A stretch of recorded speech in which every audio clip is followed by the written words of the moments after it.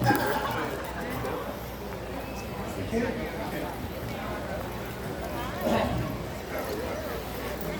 my name is Stout, and I'm here today to share a little hope with you guys, let you know what it was like for me before I found recovery and what it's like today. But first and foremost, I just want to thank all of you for coming out here and showing up. Not only did you show up for Banyan Recovery Center, but you also showed up for recovery. And in our community, that's something that we need to do.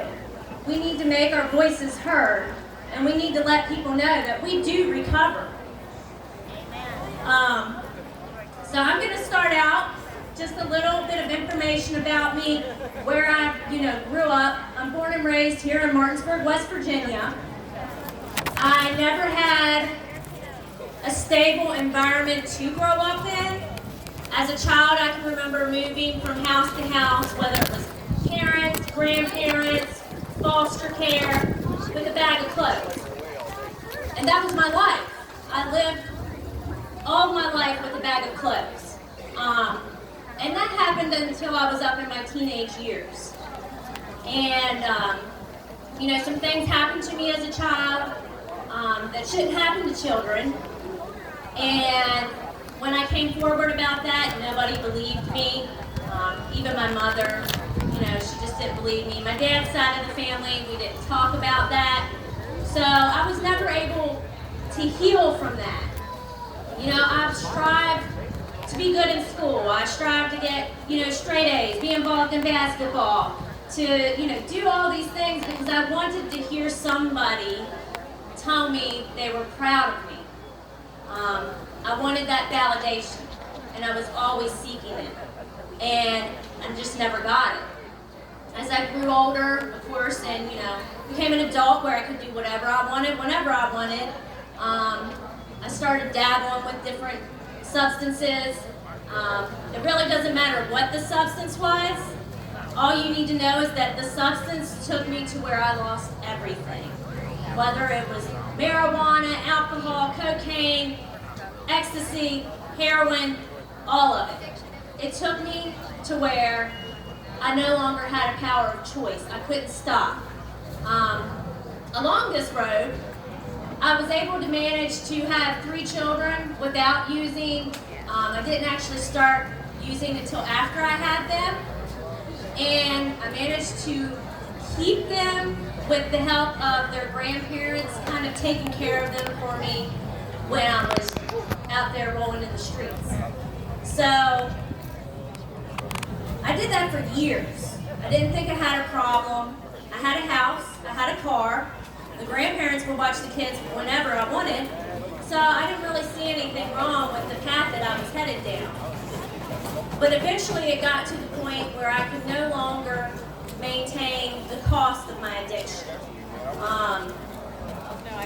I started doing things that my moral compass tells me are wrong, but I just didn't care. I started lying to people, saying that I had hospital bills, saying that I had, utility bills to get money. Eventually turning to stealing. And the last thing that I did that got me in some trouble was I stole from a house that was 3 doors down from where I lived. Sounds pretty dumb, right? Yes. But I didn't care. Because at that point I was so sick and tired of the life that I was living that I felt like even if I got caught, it would be better than the way that I was feeling. It was literally 24 hours and the cops were at my front door. And I told them, yeah, I did it. And I was fully honest. I wound up getting sentenced to prison. I did 2 years on a 1 to 5. I was able to attend an RSAT program while I was in jail or prison. And through that program, I worked through some of that trauma from my childhood. I was able to start the healing process. I went to multiple meetings while we were in there. And I came out, and I thought that I was good. I thought I will never do this again.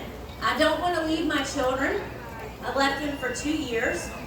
I don't want everybody to think that that's me anymore. But as soon as I came home, I was drinking again. And I didn't know that started the process in my brain back to wanting to do other things. And within a couple months, I was back to shooting heroin. I was on parole doing this. And I can remember somehow getting by the skin of my teeth, just, making up lies. And then one day I went in there and I just told him to just lock me up. Just lock me up for 30 days at ERJ. I'll get myself right, and I'll come back out and I'll do what I need to do. Because when I came home, I didn't go to any of those meetings that I was doing while I was in prison with all my free time. The anxiety of going in large groups, there was just a lot of things that had happened while I was in prison, which were reasons, excuses, to why I wouldn't go to a meeting when I came home. So I went to a 10-day detox because my PO refused to lock me up. He thought that I was insane for even asking him. So I went to this 10-day detox down in Berkeley, West Virginia. It took everything I had to get a ride there because none of my family wanted to give me a ride for the simple fact that they just didn't want to be involved with it. They wanted to be like that, we're not going to talk about it so it's not real type of family. And then lo and behold, while I'm sitting in the parole office praying that I'm going to get a ride, but being prepared that I might just go to jail that evening, my uncle from down in Maryland, well, my great uncle, he shows up to give me a ride. I get down there, and I realized while I was there, and granted it was only 10 days, but it was enough for me. I realized that I needed to get involved with other people that were doing positive things with their lives, that were going to the meetings that I knew so much about from being in prison, and get out of my comfort zone, because I wasn't going to stay in recovery if I sat in my house by myself. I am my own worst enemy. My brain, if I just let it roll by itself and go on my own thinking and my old behaviors, I wind up right back where I was every time. And so I came home, and I had a friend who was down in Huntington in a program down there. He didn't go to a detox, he sweated out on a couch, and this was a guy that I thought would never, ever stop getting high. So I was like, you know what, he's got something that I want. I want to be happy like he is. So I started, going down there. I was working at Quad, so I'd get 4 days on, 3 days off, and it would, go back and forth. So I started going down there on my days off. Doing this traveling every week. Going to meetings, taking people to meetings. Getting a sponsor, didn't work out. Got another sponsor, worked out for a little while. And then I just had this epiphany that I live in Martinsburg, West Virginia, not in Huntington, West Virginia. And that if I wanted to be linked in with recovery, I needed to get my butt up here and find people in my area. Because when my butt's on fire, I need to see somebody face to face sometimes. And I wasn't going to get that no way, no how from people down in Huntington. So, started going to meetings up here. I still have my sponsor in Huntington. And then one evening, I went to a meeting with Kevin and Dana. And it was my first AA meeting. I'd always went to NA meetings, and something clicked. I never thought I was an alcoholic, even though they say alcohol is a drug too. I never thought I had a problem with that. But as I look back through my history, every time it had started with that. So me and her clicked, and I started going to those types of meetings. And I felt welcome. I felt hope. I felt love when I walked in the room. And I stopped going to Huntington, and I started being involved up here. And I got connected with so many good people that have the same problem that I have, no matter what their job is, what their race is, what their culture is. We all have the same thing in common. We have an addiction to something such as alcohol or drugs.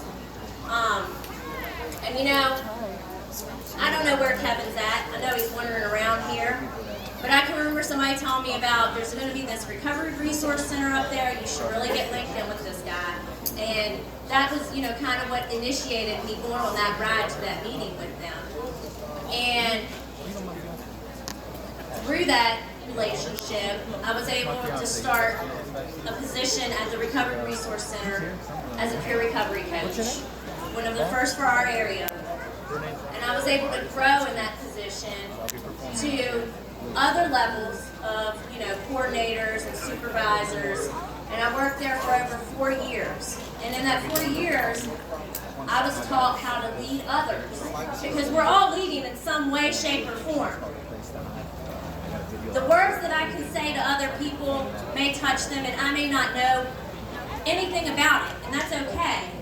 But I know that for me, I have to be honest, and I have to be loving and kind. And so that's what I try to do today. I try to show unconditional love to people that sometimes haven't felt love in a while. Because I know when I walked in, I didn't have any love for myself.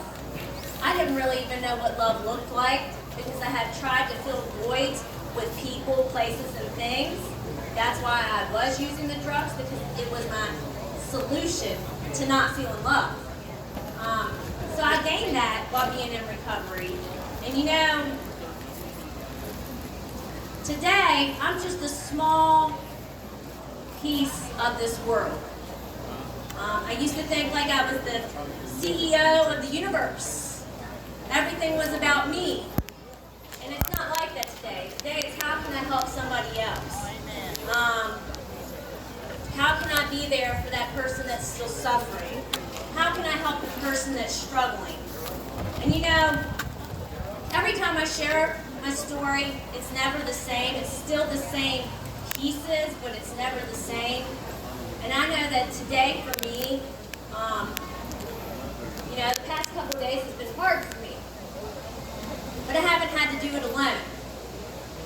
I have people that remind me of the things I'm not in control of, and the importance of prayer, and how sometimes I just have to let go and let God have it. And I haven't thought about drinking or drugging in a while. It's been a good while.